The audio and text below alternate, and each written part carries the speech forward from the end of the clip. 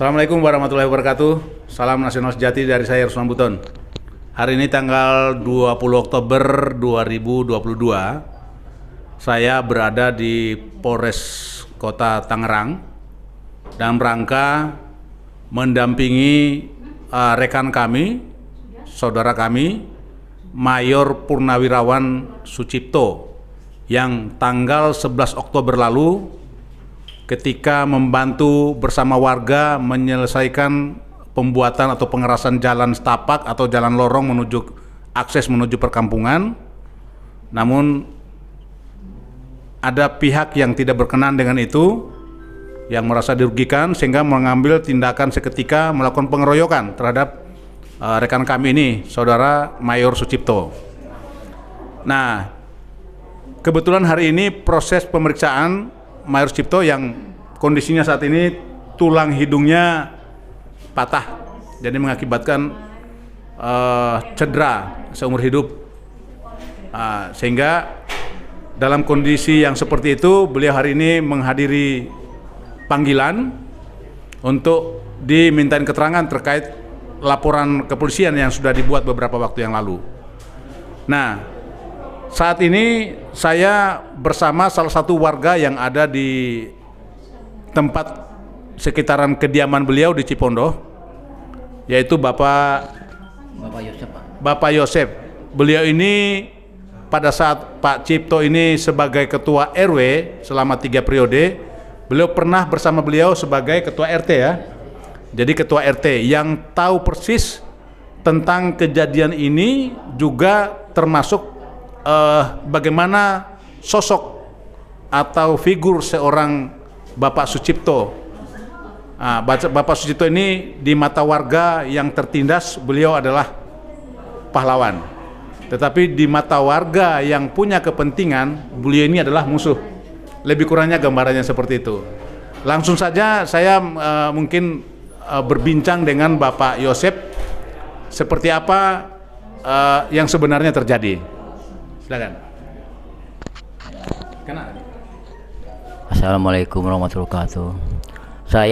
Saya bernama Yosep. Saya mantan RT kurang lebih dua periode.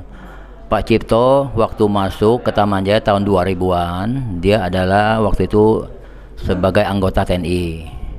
Waktu dia masuk, dia udah beli rumah, tapi dilihat perumahan ini makin hari makin kumuh. Banyak begal lah, banyak pencuri sama ya. Iya, banyak.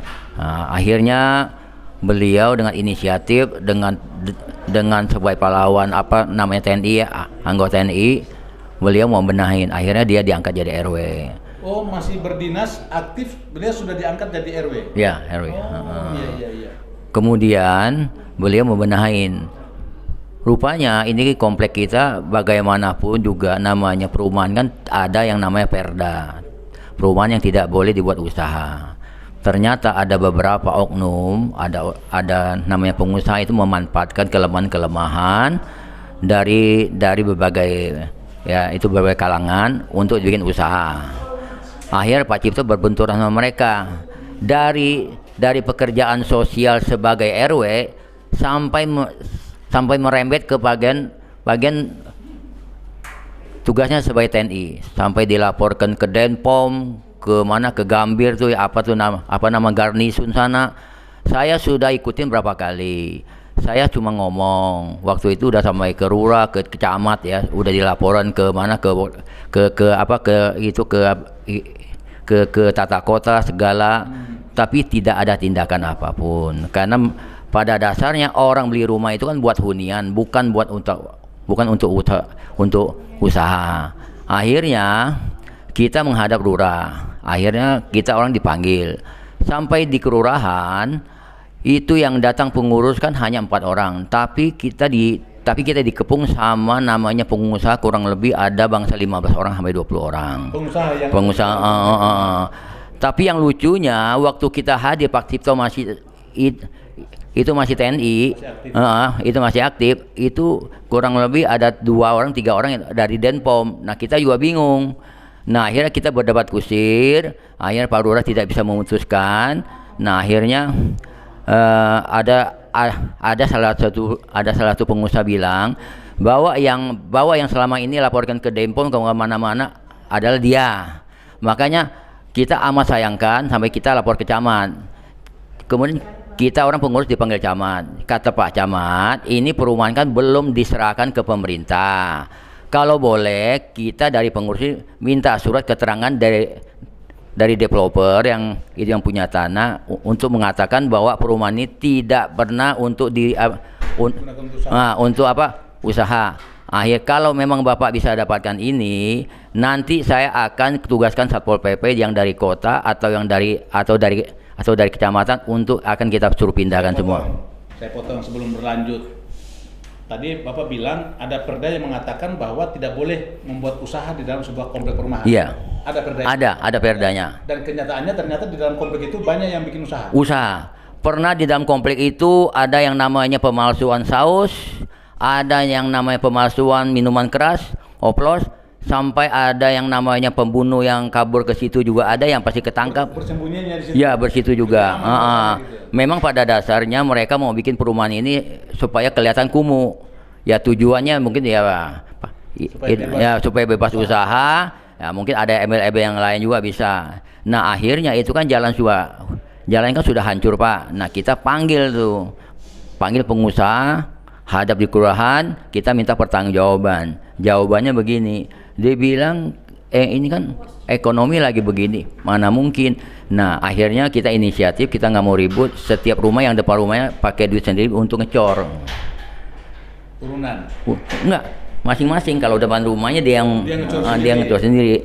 Nah akhirnya kita sanggupin sama Pak Camat. Oke Pak Camat, kalau bisa, kalau Bapak minta surat developer, kita ambil. Akhirnya kita hadap sama developer.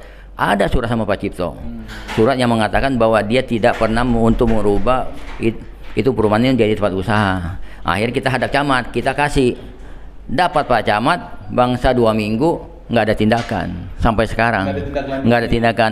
Makanya saya bilang mungkin ya waktu itu saya udah mau bikin yang namanya spanduk untuk taruh di tengah jalan. Maksudnya biar wali kota sama gubernur itu tahu, turun tangan. Ada apa ini, ya kan? Nah, jadi ya, mudah-mudahan saya punya berita ini, saya tidak di sana kawan, di sini dua kawan. Cuma kita minta satu keadilan. Kalau memang rumah ini mau buat tempat perumahan untuk tinggal, inilah tempatnya. Kalau mau tempat usaha kan ada kawasan industri. Cuma onong-onong ini bermainlah kepada onong-onong yang bersangkutan lah, yang itu yang punya yang punya kuasa semua. Menurut Pak Yosef, pelaku usaha dengan leluasa seperti itu dan seolah-olah dilindungi oleh sistem. Dalam artian pemerintahan setempat, mulai dari tingkat kelurahan, kecamatan, kemudian dari Babinsa, dari kepolisian, semuanya seolah-olah tutup mata. Nggak mau tahu. Ada apa menurut Bapak? Ya kita tahu sama tahu lah. Kita nggak usah ngomong terlalu jujur. Kalau nggak ada apa-apa nggak mungkin mereka mau. Ya itu aja. Cuma saya bilang kami sebagai warga yang merasa teraniaya, kami minta satu keadilan lah. Ya jujurnya kembalikanlah fungsi perumahan ini untuk perumahan. Itu aja. Kalau mereka mau usaha masih ada tempat kawasan industri. Itu aja Pak. Gitu. Oke. Yang menjadi persoalan ketika beberapa waktu yang lalu atau tanggal 11 Oktober terjadi pengeroyokan pada saat sedang membuat pengecoran jalan akses. Kan jalan itu kan sebetulnya jalan biasa dan itu sudah dari dulu sudah cukup lama. Dari ratusan tahun Pak, sebelum ada perumahan. Sudah jalan umum itu. Udah di jalan kampung Pak namanya Pak. Dan itu oleh developernya tidak dipersoalkan. Tidak dipersoalkan. Ini harus ditutup. Tidak ada Pak. Tapi sama warga perumahan mau pengen itu ditutup. Itu pengurusnya Pak. Sementara warga sendiri dia pakai juga akses itu kalau pakai Pak. Pakai ke pasar juga lewat situ juga Pak. Nah, menurut Bapak kira-kira yang Bapak lihat dasarnya mereka melakukan pengeroyokan itu? Kalau saya lihat ini udah masalah pribadi Pak, jatuhnya pribadi. Karena dia ribut sama Pak Cipto tuh bukannya satu kali ini doang Pak, udah hampir 4-5 kali Pak. Sampai Pak Cipto dilapor ke Denpom, sampai Pak Cipto dilapor ke Garnisun, sampai istrinya pun diomelin, sampai mertua juga diomelin, anaknya digebukin, sampai Anaknya pernah digebukin. digebukin, sampai kita lapor aja ke Polda belum ada tindakan sama sekali. Katanya anaknya ada polisi. Ada polisi, menantu juga hampir Hampir mau dicekek. dicekek juga, hampir mau ditusuk juga, tidak ada tindakan. Makanya di mana hukum kita ini? Yang Pak Presiden Pak Basir ada laporan Pak Cipto. Iya, jadi satu keluarga ini hampir semua udah mengalami Sudah hal Pak, tidak baik sudah Pak. dengan Bapak sebagai mantan RT pernah kerjasama dengan Pak Cipto sebagai RT dan pernah tahu persis Pak Cipto. Pak Cipto ini di lingkungan Bapak itu dianggap orang yang tidak bermasyarakat atau sebaliknya dia mungkin dia berpihak kepada masyarakat yang kecil tapi dimusuhi oleh orang-orang yang punya kepentingan. Karena punya kepentingan Pak. Yang punya kepentingan. Makanya Pak Cipto bikin portal. Tapi masih baik Pak, dia bikin 3 syarat Pak. Yang boleh lewat adalah mobil ambulan yang buka portal Pak ya, mobil kebakaran sama orang pindah. Kita tidak melarang usaha, tapi tolong diganti box kecil. Tapi pada dasarnya mereka sudah ada satu ikatan, mereka tetap mau ini Pak. Maka sampai kemarin tuh habis sebelum puasa tuh hampir terjadi pembunuhan Pak. Hampir ada pembunuhan. Karena ada buktinya BB-nya Pak. Tahun ini ya? Itu buktinya udah di Polda Pak, tapi sampai hari ini nggak ada tindakan. Makanya saya bilang sama Pak Cipto, sama menantunya, saya bilang kita mau lapor kemana lagi? Apa harus lapor ke Allah kita? Saya bilang, Iya, ya kan? iya. Ini aneh, hukum kita makin hari makin bingung nih. Jadi saya sih kalau saya berbicara demi keadilan, saya tidak memihak A, B apa, tapi saya membela kebenaran. Apa yang saya ngomong saya bisa buktikan, ya kan? Karena juga saya pernah dipanggil ke Denpom juga pernah, saya dipanggil ke Garnisun juga pernah, tapi semua saya kelarkan. Berarti kehadiran Bapak sini bukan karena hanya ingin mau berpihak tapi ingin menyampaikan kebenaran. Iya. Ingin menyampaikan kebenaran tersebut. Saya hanya minta aparat lah dari Polsek, Polres sama Polda sama Lurah, Camat sama Wali Kota bukalah mata hati. Ini jabatan cuma sementara Pak. Betul. Nanti kita akan mati Pak, bertanggung jawab cukup berat Pak. Iya, saya ingat, saya juga orang Muslim Pak, saya tapi sama Allah Pak. Ingat Pak, kita ini semuanya hanya jabatan sementara. Tegakkanlah satu keadilan. Kalau Bapak seperti Pak Cipto, bagaimana keluarganya diobok-obok begini, padahal itu kan pekerjaan sosial Pak, sampai karir punya pun mentok. Karirnya sampai mentok, tidak naik pangkat, tidak apa Pak. Itu yang saya bingung, maunya apa ini orang. Cuma untungnya Pak Cipto cukup sabar. Kemarin dia digebukin. Kalau dapat cerita dari tetangga sama saksi, Pak Cipto cuma negor satpam yang namanya sama Pak Mustafa. Pak Cipto lagi hidupin mobil, dia samperin, Pak Mustafa ada apa? Ini saya diusulas.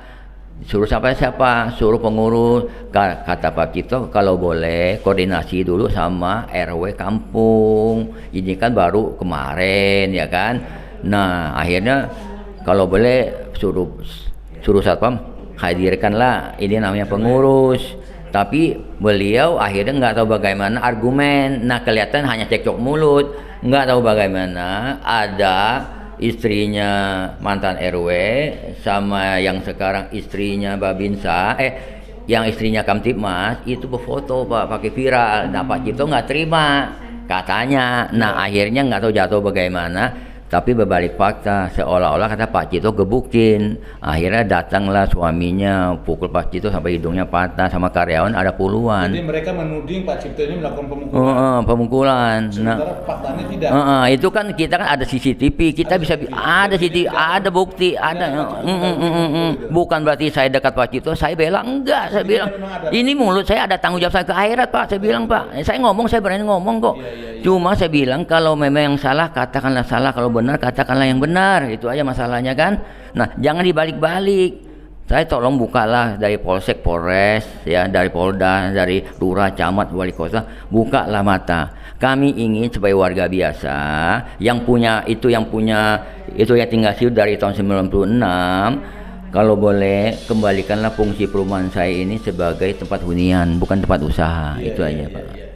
Hanya gitu Pak. Terima kasih banyak Pak Yosep atas penjelasannya. Artinya bahwa Pak Cipto ini bagi masyarakat di situ sangat dikenal baik. dan bermasyarakat. Namun bagi orang yang punya kepentingan, yang sekiranya mungkin kepentingannya akan terganggu, karena beliau ini memikirkan kepentingan orang banyak, bukan memikirkan kepentingan orang sekelompok orang. Nah, bagi sekelompok orang yang merasa di situ punya kepentingan dan terhalang oleh apa yang disampaikan ataupun yang dilakukan oleh Pak Cipto, pasti mereka akan memusuhi Pak Cipto. Ini menjadi pembelajaran di komplek manapun, ya sesuaikan aturan. Jangan karena saya pernah dengar tadi apa namanya, ada uang atau apa asal UUD ya, UUD itu benar. Itu udah nggak heran Pak, itu kan Ada komentar dari warga setempat yang mengatakan, Pak, Bapak mau lapor kemana juga nggak ada masalah. Iya, ini kan zaman UUD. Ini Pak. Nah, Karena pas kejadian ini habis pukul Pak Cipto, untung dia nggak mati Pak ya. Dia masih petenteng sana petenteng sini Pak. Jadi padahal udah dilapor ke Polda si Pak Cipto dia di sini lapor ke Polres, tapi fakta bukti itu langsung berbalik badan Pak semua Pak. Jadi dari situ kita bisa lihat Pak, orang gebukin orang sampai mati, sampai hidungnya patah apa, tapi nggak ada tindakan. Ini mau kemana hukum kita ini? Nah, yang satu catatan lagi Pak, kita di setiap komplek kan ada yang namanya fasum fasos Pak, tempat sarana olahraga Pak ya. Nah, semenjak pengurus yang baru ini Pak, ini fasum fasos dibikin tempat parkir. Jadi orang-orang yang mau olahraga udah nggak ada. Padahal fasum fasos itu Pak Cipto yang urung-urungan sama beberapa warga bangun untuk sarana olahraga setiap minggu. Itu udah hancur lebur Pak. sampai sekarang Malah itu mobil yang parkir sana sama pengurus dimintain 200 sampai 300 ribu satu bulan. Cuma ada beberapa warga lapor saya tidak ada laporan keuangan. Nah, kita juga bingung. Dimanain uangnya? Ya nggak tahu. Makanya saya bilang, jadi tolonglah, saya tidak semua juga teman, saya minta satu keadilan lah. Udahlah, kita udah tua, sebentar lagi kita hadap yang kuasa, ya kan? Kalau boleh Tuhan aja pemaaf, ya kan? Kalau memang ada salah, ya kita nggak perlu main tangan. Sampai hari ini Pak Cipto dia apa itu dia nggak pernah main tangan kok, nggak pernah main tangan kok, nggak pernah. Padahal dia masih aktif loh Pak, iya kan? Nah, cuma inilah mungkin Pak Cipto lagi diuji keluarganya kali Pak. Hanya itu ya Pak. Ya. Oke, terima kasih Pak Yosep atas informasi, menjadi sebuah edukasi untuk kita semuanya bahwa ternyata tidak, atau 1000 kebaikan yang kita buat itu tidak semua orang akan bilang kita itu baik. Tinggal bagaimana kita menyikapi segala sesuatunya, bahwa seperti yang disampaikan oleh beliau tadi, bahwa hidup ini sangat singkat. Apa yang akan kita bawa kalau semua yang kita lakukan di dunia ini semua dianggap hina, dianggap buruk, hanya Allah yang tahu. Mungkin itu saja. Terima kasih ya Pak Yosep ya. Mudah-mudahan dengan kita berbincang seperti ini bisa menjadi pembelajaran untuk orang-orang lain agar tidak melakukan hal yang sama, yang sekonyong-konyong ataupun sewenang-wenang. Semua prosedural. Kalau hukum harus ditegakkan, ya tegakkan hukum seadil-adilnya. Gitu ya. Terima kasih banyak Pak Cipto. Salam nasional sejati.